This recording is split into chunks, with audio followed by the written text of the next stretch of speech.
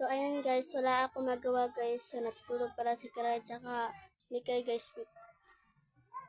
Alam ko na. Si MG, halika nga dito. May sasabihin ako sa iyo. Bakit po galing mo? Di ba natulog si Kiray?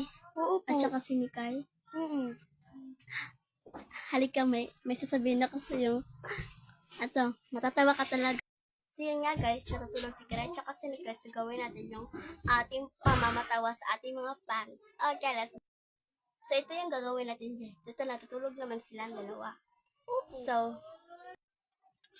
bago niya ito, para ng video na to guys, so huwag kakalimutan mag-like and subscribe.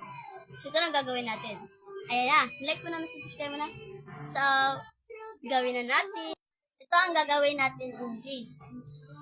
Di ba natutulog si Mikay tsaka si Kiray? Yung kamay natin, ipapakilitin natin sa kanilang mukha. And mafe-feel nila na parang lamok na kumakagat sa kanilang mukha. Tapos yung mukha nila ay masasampan nila. Kasi di ba kumikiliti. So let's do it. Ano, game na? Yes! Game. Upper. Una natin si Mikay. Una si